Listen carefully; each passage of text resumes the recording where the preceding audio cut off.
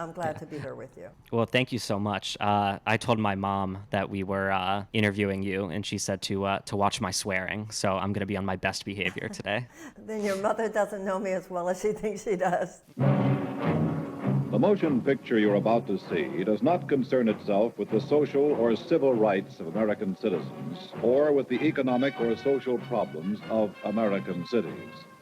It was produced to warn citizens of the nature of a revolutionary force affiliating itself openly with aims of international communism, and now active throughout our nation in a planned offensive to destroy the American system and seize control of the United States.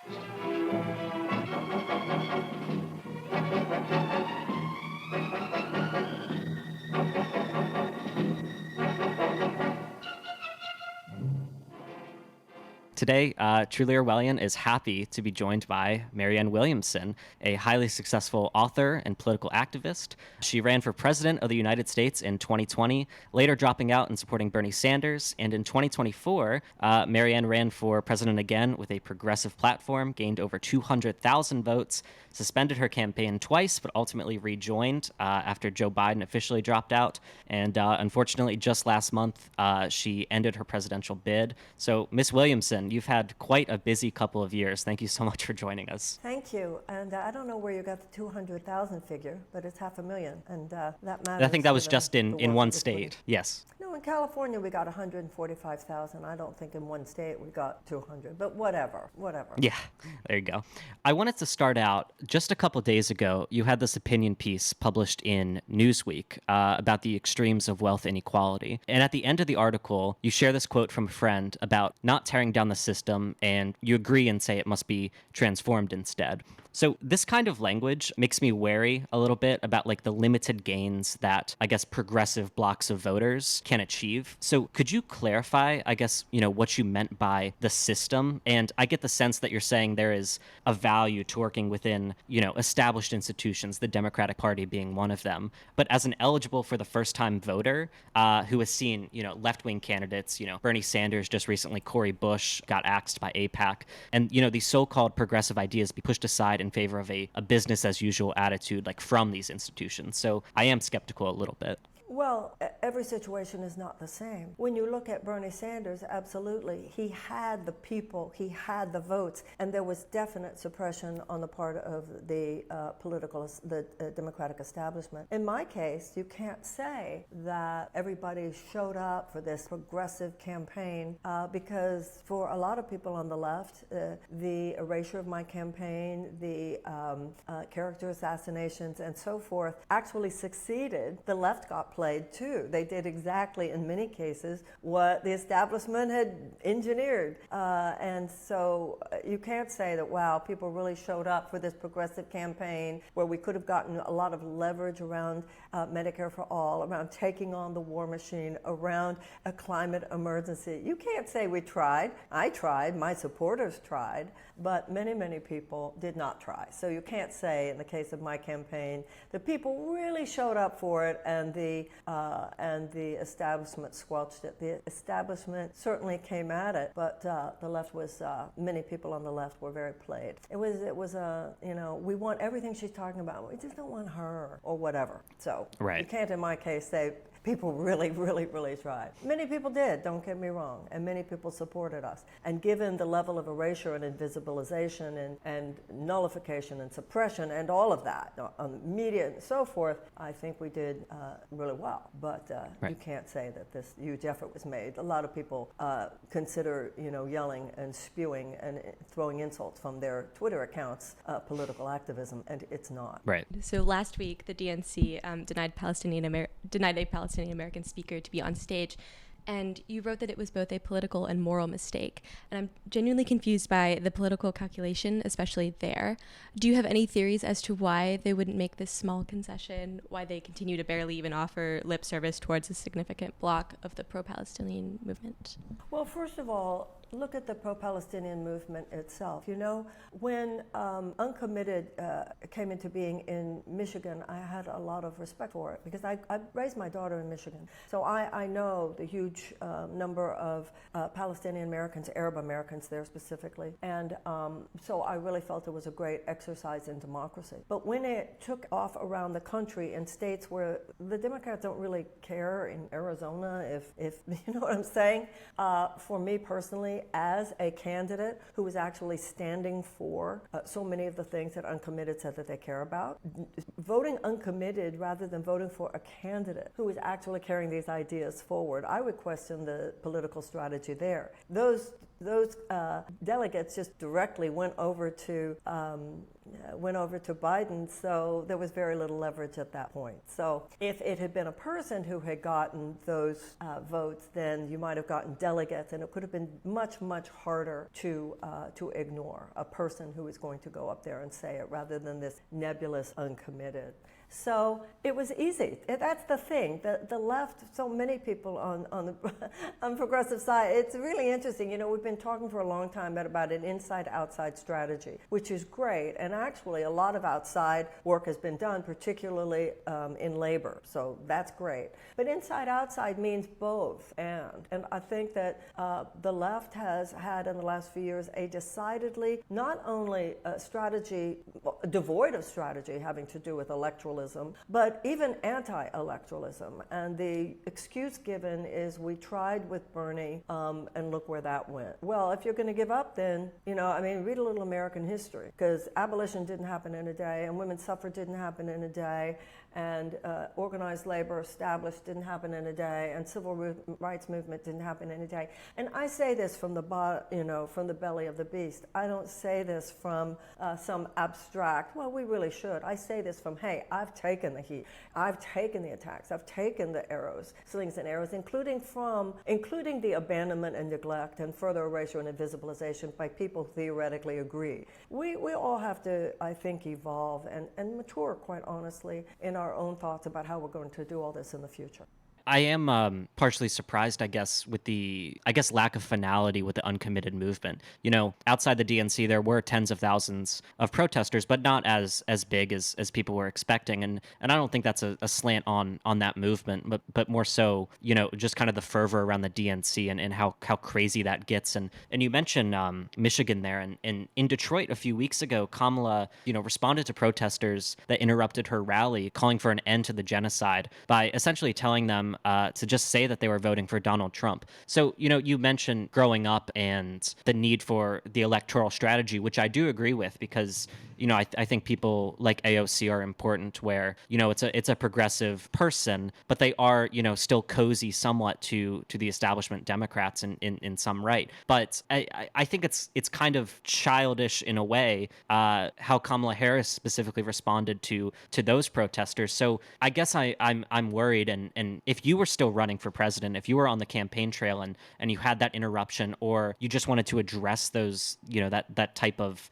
anger towards, you know, the Democratic response to the Palestinians, what would you say? And I guess also, what would you offer a piece of advice to the Kamala campaign? You know, how do you address this genuine anger? Yeah, well, there's a lot that you said. First of all, look at the BLM movement, Black Lives Matter. This was the largest protest movement in the history of the United States. It led to not one single legislative change. So anybody who thought that a bunch of protesters in Chicago they don't care anymore. That's really what we've got to understand. We've got to become far more sophisticated. They don't care. They don't care, right? I think the BLM protest made that very, very clear. This isn't like the days when Martin Luther King brought over 200,000 people to the Lincoln Memorial, and after that, the civil rights movement, you know, prevailed. This is a different time. The system doesn't care. That's number one. Number two, how Kamala specifically handles a particular situation. We're talking on the level of performance there. Did she look condescending, or in her next statement treatment did she seem, because somebody said to her, well, that didn't work. You're getting a lot of bad press for that. So the next time, why don't you add a little more about how you really find it horrible that all of these people in Gaza are suffering. We all need to mature here. This is what we need. We need a candidate who will say, Bibi Netanyahu, not one more dollar, not one more dollar for offensive weapons. Number two, we will not give you any further cover in the United Nations until you publicly declare your support for a plan for a two-state solution. There is no further political, even military, much less moral justification for this war. Neither American nor Israeli officials are even trying to give it. Enough with the, oh, but she has more empathy, as though a change in tone, that society, the entire society, has become so concentrated on style rather than substance. But once again, you had a candidate who said that. Sorry. Next time one appears, maybe support them. You know, in AA it says, principles, not personalities. She's crazy. She told AIDS patients not to take their medicine, whatever. Played so easily. If the left is going to be played that easily, the left is going to have a hard time moving forward.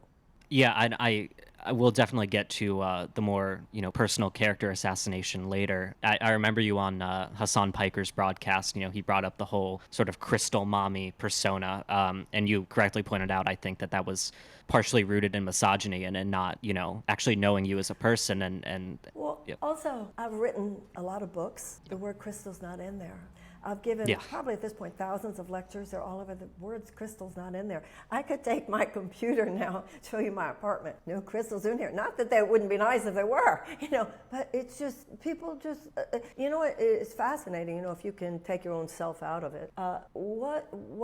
He who controls the narrative controls the world. So anybody, there is a playbook. Tulsi Gabbard wrote about this. There's a playbook. If someone is inconvenient to their purposes, they peripheralize, they get rid of you, right? So first of all, they suppress, they make sure that their media partners won't even have you on. And then they create this doppelganger about who you are to just make people feel like, I wouldn't listen to her. Well, that's exactly what they wanted. I'm not saying this from a place of oh, poor me. I mean, I went into the kitchen, and of course, and it was hotter than I expected, I will admit, because I had done this 4 years ago, and it wasn't like this. But I hope that the next time a candidate shows up, that there will be some lessons learned. And I do think misogyny is a big part of it, actually. I think it's a smart political strategy, and also politics aside, just to connect with people on a genuine level, to go on, competing news organizations. You were on Fox News a little bit ago, I think, 3 days ago, talking about RFK, and, we'll get to RFK in a bit. And I think that a lot of leftists or progressives are kind of scared, or, to go on these kind of organizations, or they're just not accepted. They're not invited into, more mainstream places like MSNBC, like, other things like that. Well, let's look at what actually happened. In 2020, given that I was a minor candidate, I feel that I was given adequate exposure on CNN and MSNBC. Because remember, if you're running as a Democrat, if you're not on CNN and MSNBC, it's very easy for them to pretend you don't even exist. And that's really what they would say. The president has no opponent, or the president has no credible opponent, as though they are the ones who get to determine credibility, or qualified, as though they, rather than the founders of the United States who wrote the Constitution, get to say who's qualified, right? So you have nowhere else to go. So then if Fox News asks you to be on, it's your only chance. Now remember, if you look at the audience at Fox News, about a quarter of it is Democrats, a quarter of it is independents, and then a half of it is Republicans. So that was actually my only way to speak to Democratic voters on mainstream. And I have to say something else here. When it started, with people like Neil Cavuto, let's say, even I said to him at some point, well, you guys don't mind having me on because, you don't mind messing up Biden. But then it became more than that. I was treated with some respect. I don't know if you saw the ABC digital thing the other day of me talking about Israel. Yes. I mean, I said about Israel everything that I just said to you a few minutes ago on ABC. It was so many left-wing outlets that wouldn't let me on. I mean, Bree was wonderful, and Kyle and Crystal, and there were certainly those that did. But It wasn't an issue of my strategy. It was, will anybody let me on? And then the misogyny thing, Elon Musk, let's say. Elon had his Twitter spaces with Ron DeSantis, with Dean Phillips, with Bobby Kennedy. He said, I'll do any presidential candidate, but he wouldn't do me. So if you can't get on Lex Fridman, you can't get on Joe Rogan, you can't get on. The media is so powerful. So I think with me, with that 500,000 votes that we got, you know what that means? That means that people who heard me voted for me.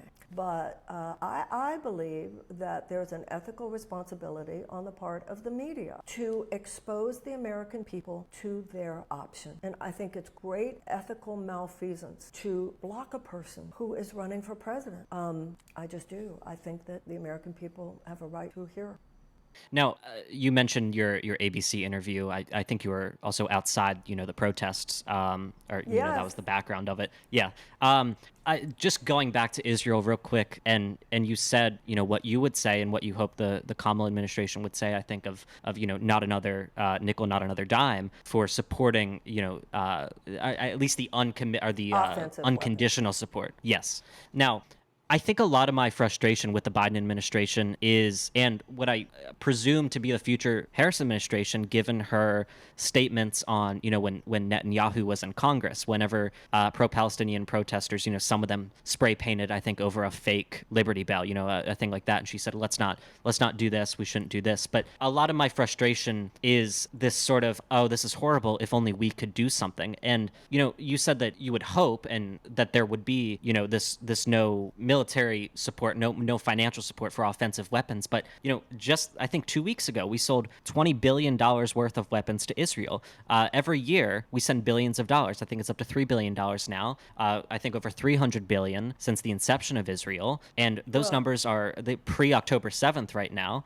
It's a little bit difficult for me to see the establishment Democrat, to see the Kamala Harris campaign, sort of be sympathetic and sort of say these things and call for a ceasefire. But I don't know. Duh. That's my point. Yeah. That's why I ran. But once again, someone was running who pointed that out. I think that's fair. I'm more so curious as to, now that you're not running, you're not in that space, and I think you were denied a ticket to the DNC, which again speaks to. That's why when you say I was outside, the only reason I was outside was not because of the protest.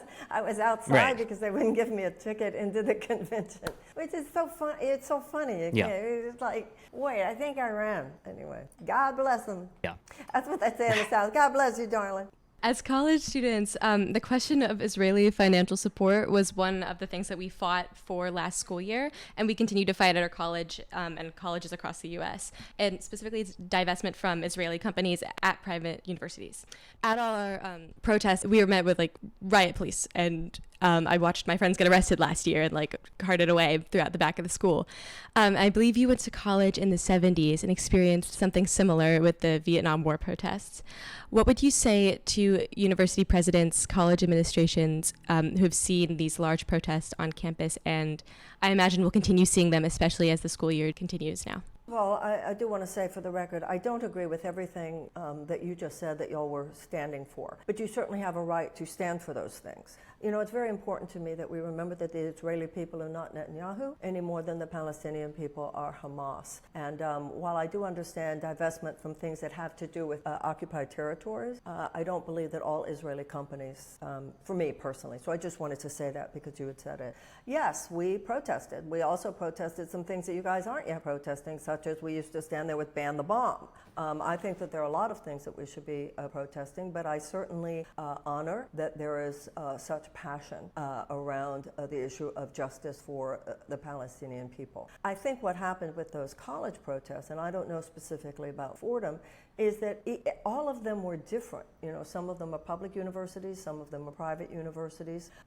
Some of them clearly took a very hard-ass, police-based attitude and behavior that you saw, and that was it, and we're not going to have any of this. Once again, on that, my concern about police brutality, police overreach, militarization of the police goes way beyond just those protests. To me, I'm just as concerned about Stop Cop City in Atlanta. I'm just as concerned about Breonna Taylor. So to me, the whole issue of militarization of police and And that kind of activity goes bigger than just the pro-Palestinian. But I think it did seem to me that in some cases that the college presidents, you could tell, some of them really were trying to get it right. And in some cases, more than not, there was some success at it. Sometimes there was and sometimes there wasn't. It was just a reflection of everything else happening in this country.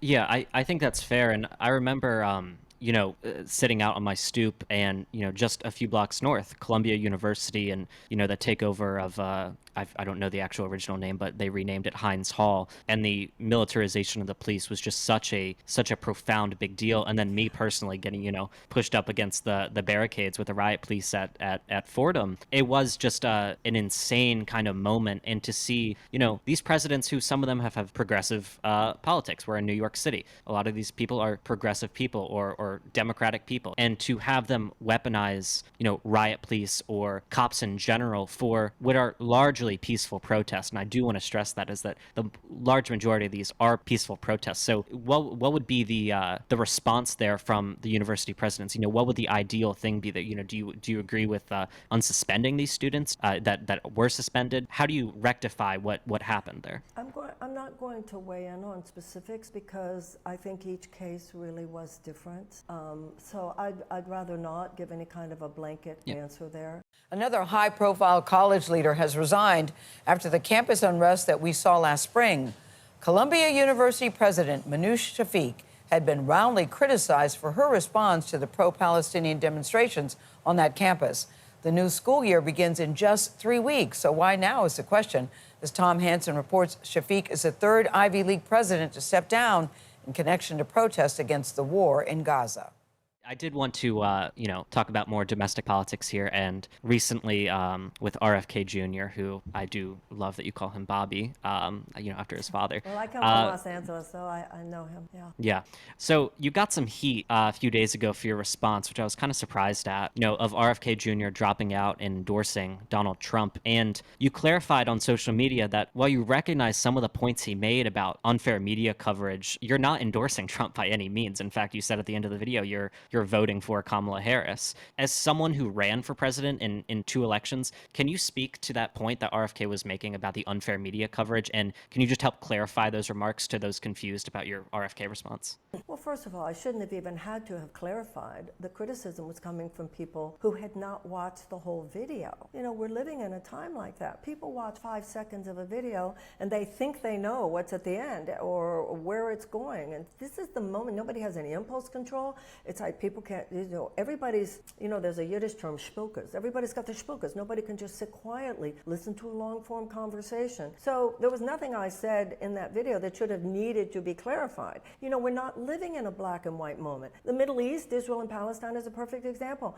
I'm sorry, it's not simple black and white. It's not, here are the good guys, here are the bad guys. It's not. It's more complicated, and we absolutely must mature in our conversations, I think, and in the thoughts that we're even, the juxtaposition of what can seem to be conflicting truths. That's the pain of this moment. So yeah, I talked about Bobby's speech in terms of places where I agreed with him and places where I don't agree. And that's what politics should be. Otherwise, it's this simplistic, almost moronic, we're the good guys, you're the bad guy. It's just whatever. So the first third of his speech, he was talking about more than media suppression. And I know what he was talking about because I've experienced it too. It's suppression. It's what they're doing with him with the ballots and what they're also doing with Jill Stein. Jill Stein couldn't even get the money that she earned in public funding.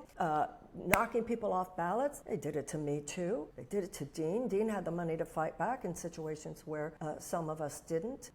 There are so many locks on the door. So when Bobby was talking about that, he was correct. And I thought that the moment when he looked at the press in the room and said, you guys are not fulfilling your ethical responsibility in a free society, he was absolutely right. You were being stenographers to whether it's the war machine and the Pentagon or whether it's domestic political parties. You're just like writing down whatever they say. He was absolutely right. And so I gave that to him. The second part he went into was Ukraine. I just don't agree with his analysis. I agree with a lot of his analysis. I don't agree with his conclusion. Once again, not a simple conversation. And then he goes into where he landed, which was with Trump. That's not where I landed. You know, when Tulsi Gabbard said, wrote in her book about how they, you know, what the playbook is. It's a playbook. If they don't want someone in the conversation, and I'm sorry if you have a problem with this, everybody, this is as true of the Democrats as it is of the Republicans. If they don't want you in the conversation, they try to pretend you don't exist. And they're partners in media, and don't think that the Democrats don't have their partners in media, just like Republicans do with the Fox. The Democrats have it with a lot of CNN and MSNBC, so they won't even have you on, which they did have me on in 2020. They thought I was just, you know, here it was like, get rid of her. So what Bobby was saying is true. And everything you were saying at the beginning of the program, young people want to get out there. This is what makes people cynical. They see this happening. And then you're supposed to just shut up about it. Shut up about it. Now don't complain. It's like an alcoholic family system.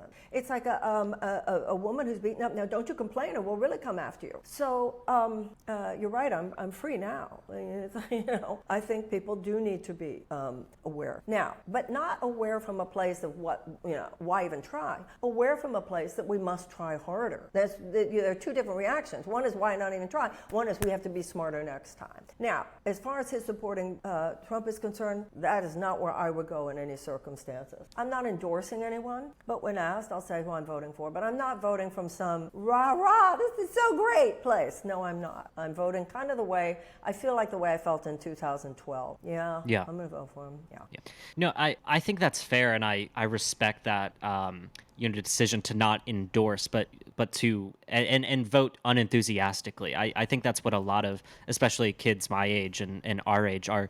They see these candidates. They see at first Biden, you know, before he dropped out, and Trump, and it was like, well, we hate Trump. He's obviously the worst candidate here, or the worst of the two candidates here. But they're really unsatisfied with Biden. And I did want to bring this up that ever since Biden dropped out, there's so much, I don't want to say excitement, but I think relief about Kamala, especially you know, with kids our age, is that, oh, thank God it's not, you know, an ailing man who should be, you know, retired and enjoying his later years. But I worry about the complacency, and what do you think we need to do about that, you know, potential complacency, and that just right in, because it doesn't seem like you're supportive of a maybe strategically withholding a vote. I guess I'm just curious as to, you know, your thoughts there. I'm in the same level of pain and conundrum as everybody else I know. It's not just young people who are feeling it.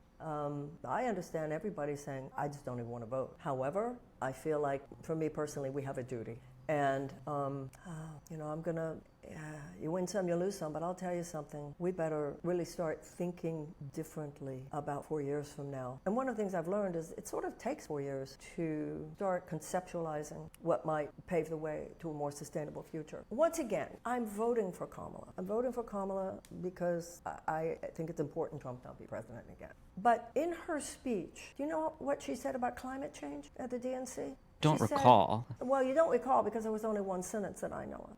She said, we're going to fight the pollution. Who even uses that word anymore? We're going to fight the pollution that causes climate change. Really? Not fossil fuel extraction? Not the oil companies? I mean, even Biden in his in 2020 talked about, you know, no oil drilling permits, which then he changed his mind clearly. But they have the system has so whitewashed the very conversation we're supposed to be having. So no, I'm not going, oh, this is so exciting. No, I'm not. And I said this on an interview on mainstream TV the other day. To be honest, I believe, I was told by two sources at the convention in Chicago, because I went to Chicago, but I was told, well, if you enthusiastically endorse her, we'll give you a ticket. Maybe we'll give you a ticket. Oh, wow. To even be in the room. And I, like I said, at this point. But I told somebody in an interview the other day, with my supporters, I'm actually doing Kamala a favor by being honest. Because with my supporters, if I went into, this is so great, they would go, oh, what happened to Marianne? I can never assume again that she's really speaking from her deeper truth. Where's the integrity? But with my supporters, first of all, the whole idea of endorsing, people don't need me to do their thinking for them. but I can share my truth if someone asks. With my supporters, I think my saying, I know it sucks, but for me, that's where we need to go. I think that probably gets Kamala more voters from any pool that might be taking me seriously. Similarly, I guess, in 2024, after Biden dropped out, what would have been the ideal new process for selecting a nominee? Could have had that blitz primary that people talked about. We could have had it. We could have had it. It could have been, okay, guys, everybody jump in. The idea that they just selected her. And then they say, oh, no. It was this process with the delegates. No, it wasn't, because there were, you'd have to have 300 delegates. I could go into it all. But this is a very problematical thing. They chose Hillary. And don't even pretend that they didn't over Bernie. They chose Biden with the phone call in which all of a sudden in one night, Klobuchar dropped out and Pete dropped out. They then, chose Joe again with making sure that neither I nor Dean Phillips nor anybody else had any kind of a real chance to be in the conversation. And then they just chose Kamala. I think this is horrifying. This is protecting our democracy, but at the same time, I'm an adult. I understand the problem we have. I believe in the traditional pillars of the Democratic Party. There's a time when FDR himself said to Wendell Willkie, who had been his opponent, hey, you want to start a new party? He himself didn't have this, this party obeisance, this slavish, they used to say when I was younger, they said, Democrats fall in love and Republicans fall in line. Now it's the opposite. Republicans fall in love, Democrats fall in line. The codependent relationship during the campaign that Democratic voters had, it's got to be Joe, it's got to be Joe. It was just the directive came down. So why has it got to be Joe? Well, it's got to be Joe because the DNC says so. Who the hell? Traditionally, the political party stands in the background. Now remember, in his farewell address, George Washington warned us about political parties. He said they could form factions of men more concerned with their party than with their country, more loyal, he said. And John Adams said he saw them as a threat to democracy. When I was growing up, what happened, and what happened till not that long ago, the political party is just supposed to stand in the background. The voters decide who they want, and then the party comes in. Here, from the very beginning of this last campaign, the DNC was saying, we see our job as helping to get Joe Biden nominated. That's not supposed to be here. So then they came out with this narrative. Once again, these narratives that just take hold, that take the country hostage. We don't primary an incumbent president. Well, I'm old enough to remember when Eugene McCarthy primaried Lyndon Johnson. That opened the entire conversation about ending the Vietnam War. Other voices are essential. You can't let the establishment status quo voice just so lock up the country. There would have never been the abolition of slavery. There would never have been votes for women. There would never have been the establishment of labor. There would never have been a civil rights movement. The status quo never wants radical truth tellers. But my God, at least can we remember that that's true and not just take it? So, people primary incumbent senators and congresspeople and mayors. That's what you do. And so this codependent, no, we have to go there because the DNC said so. And then, of course, that was reiterated with, no, we're going with Kamala now. And oh no, she made some phone call. And then how, you were talking about AOC before. There's something that happened to people. I live in D.C., and I'd always heard that it was a bubble. But it's more than a bubble. It's a walled city emotionally. People become emotionally buffered from all the suffering that's going on out there. And so that's where we are. But even though it's a conundrum, and even though I know these truths on a cellular level, which is why I'm sorry, when Bobby said that part, he was right. It certainly doesn't make me say, let's go with Trump. But it also doesn't make me say, to hell with it, guys. Don't even think about politics. It makes me want to talk to particularly young people such as yourself and say, okay, let's learn what we needed to learn, really start thinking about all this, work it through in your mind, think, read, observe, and get ready, because there's going to be a new set of elections. When there's a new set of elections, and you got to work on the primary level, whether it's for Congress or anything else. No, you were talking about that blitz primary, and I think it's just my age showing, where for a bit, whenever we first started emailing, the press secretary, I thought, because Obama, he didn't immediately endorse Kamala. He put out a Medium post. He wanted the blitz primary at first, and so did Nancy Pelosi. Well, I just wanted to point out that what they say is that when Biden, 30 minutes after his speech, came out and endorsed Kamala, the word on the street anyway is that that's what cut off the Blitz primary possibility. I don't know. Yeah, I was gonna say that it wasn't just Obama; it was several of these people, and even Bernie. He's I guess now establishment, I guess, because he's been in there. But it's the withholding the endorsement, and I thought there for a solid week, I was like, maybe we could have something here. Maybe I did too for a we few could days. actually. I was getting ready. I was all excited. I'm going to debate him. I'm going to say this. I'm going to say that. Yeah. Not that I ever thought it was a good chance, but I thought there was a chance for a few days. Well, that's what I wanted to talk about. Is I remember, I don't know if it was an ABC interview, whenever you first announced that you were getting back in the race after Biden dropped out, and you used language, and even in your campaign video in front of your bookshelf, that you wanted to win. You wanted to actually push the conversation forward. You were careful in thanking Biden for his service and for doing what he's done for this country. But I guess my excitement sort of died down, as has been the case over the past 8 years or wherever, where it's the establishment, they get in line time and time again. But I wanted to talk about your decision to run before you finally ended your presidential bid. What was that excitement like? What was the motivating factor?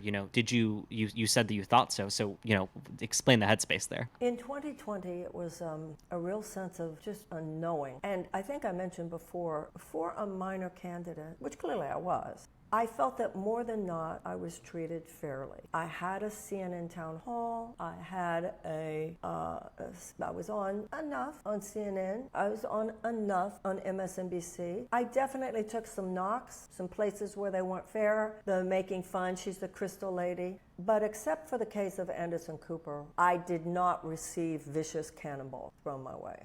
So I assumed 4 years later, when I began to feel I should do this again, and I felt I was ready in my own communication and understanding, I completely underestimated, and that's on me. That's on me. That from that first day, I announced, and there was an interview with Jonathan Karl on ABC the next day, and clearly somebody said, get rid of her. And from that moment, not one Sunday news show, even then they just say things like, well, hers is just a message campaign. Things like Pod Save America that had me before, oh, she's just doing it for clout. The word goes out, what lies should the ladies on the View say about me? Whether it was my work with AIDS patients or Joy Behar saying, well, she's not any worse than Marjorie Taylor Greene. I mean, they create a doppelganger. They suppress. It's a vicious playbook.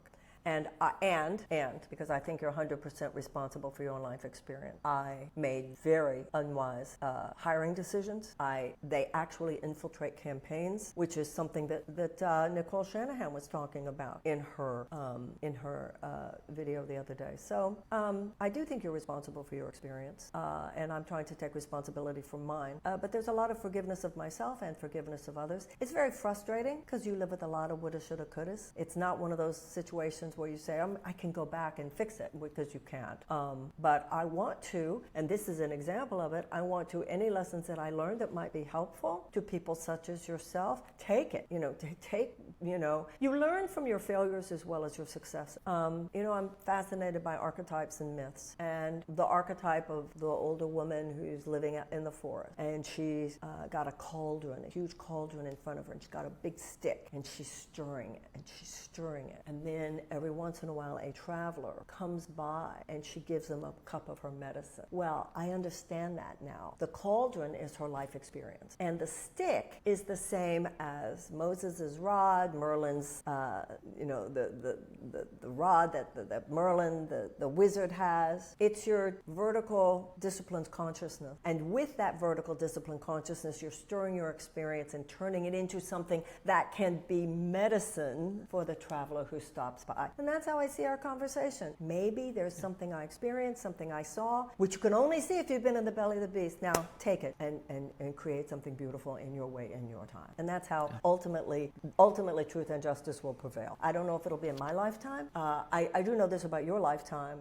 The battle for the fundamental sustainable shifts will be covering at least the next 20 years. Wow. Yeah, that was pretty beautiful. I think we just wanted to ask real quick, because we don't want to keep you too much longer, about the Trump campaign, the dangers of it. And Rachel, we sort of have an obsession here on this podcast with running mates. So I think that that Trump made a mistake, and I think he knows he made a mistake. And there's all kinds of rumors about what he might do about it. I don't know. I don't have any inside scoop, but I can't imagine, even though he says Vance is out there doing a great job, I can't imagine that he's happy with how this has gone down. And I think now, especially with it being Kamala, I mean, this is coming from, like I said, no inside scoop, but man, can you imagine if Tulsi was the VP candidate or if Nikki Haley was a VP candidate, Trump would have a, but whatever, he's on the move now with, this whole Bobby connection, which is kind of shocking.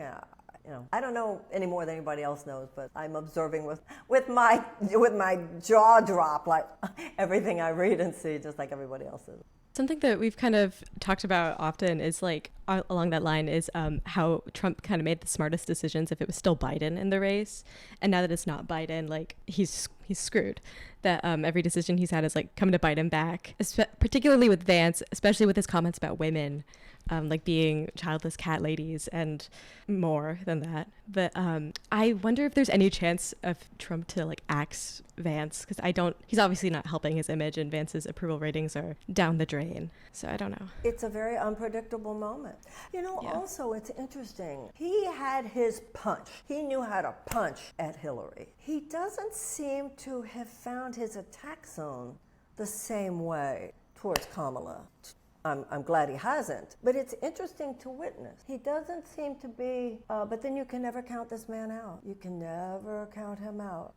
I did want to say, in my mind, his lack of finding an attack here, you can kind of see his energy, especially, unfortunately post his attempted assassination. I felt like his energy has kind of dipped a little bit, and, calling her Comrade Kamala and just trying to come up with names. Oh, yes, I don't even want to investigate that story because I'm pretty sure it's a nothing burger. But it just seems like he has, it seems like he has lost his mojo a little bit, which is, I think, good news for the Kamala campaign. But I agree, and I also hope that she will gain more of her if she's to win. Yes, I just wanted to again thank you for coming on. And as a last piece, what would you say to people like us, young people, maybe not as politically engaged, but are frustrated with the Democratic Party, with this upcoming election, the threat of Donald Trump, the potential failures of Kamala Harris? How can we move forward? What would you say? I think that question is a question on the heart of millions of us, no matter what our age is. That question's on the heart of people who are 80, and that question is on the part of people who are 18. We need a political miracle in this country, because I grew up at a time when the Democratic Party, more than not, was a consistent conduit for certain democratic and humanitarian values. Never perfect, but there was some real legitimacy to saying, just make sure the Democrats win. The coattails of FDR, however, have so disintegrated that at this point many of the establishment Democrats are what Republicans were when I was growing up. So as someone who actually tried running within the Democratic Party and seeing how locked up it is, seeing how many people, AOC is a perfect example, get in there and more than not become one of them, and then you look at someone like Jill Stein or Cornell and you say, yes, but in this campaign, what is the higher stakes? I think of the Supreme Court, I think of Roe v. Wade, I think of the Chevron deference, I think of things happening on the Supreme Court, and no, I refuse to believe that doesn't matter. It matters in the lives of many, many people. So I think each of us, no matter how old you are, have to live with this within your heart. You have 70 days to think this through.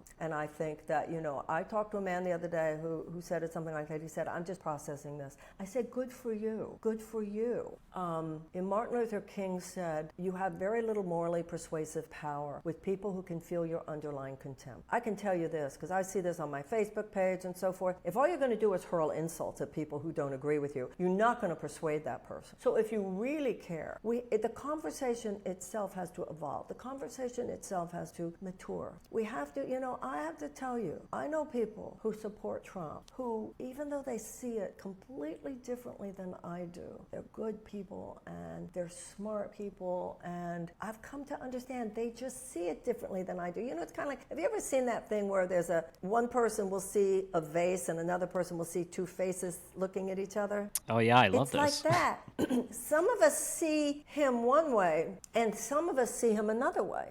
I know how I see him. And the way I see him, he's absolutely unfit for this office. Even if you say to me, but don't you think he was sort of right about this or sort of right about that? Sometimes, yeah. And that is completely overridden for me by the consciousness and the character of the man, and his basic lack of respect for the pillars of American democracy and his genuine leaning into an authoritarian monarchical model for me. And I will have that conversation with anyone who chooses to have it. In the meantime, Mahatma Gandhi was asked, who is the leader of the Indian independence movement? He said, the small, still voice within.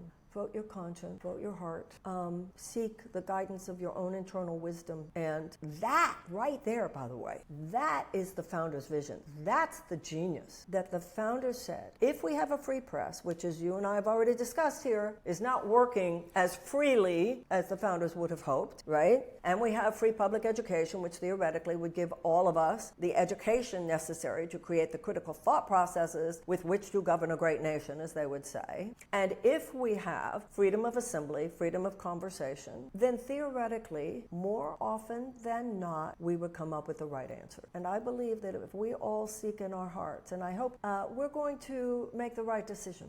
And if we, God forbid, go with him this time, no matter, my main concern is not just November 5th. My main concern is November 6th. The drama's not going to be over. So don't think of this as just something that's the sprint over the next 70 days. Think of it as the marathon that will last the rest of our lives. I think that we're living at a time for your generation, for everybody's generation, when we have to, in order to live in good faith with history, both past and future, we need to all begin to see layers of political activism as simply an aspect of a well-lived life. And if we do that, this country is going to be okay. It always has been. Ultimately, the arc has bent towards justice, and we need to bend it now. That's how I see it. And I wish you the very, very best. Thank you so much, and thank you so much for joining us. This was a wonderful conversation, Thank and you. we Thank wish you you. the best. Thank you so much. God bless you, honey.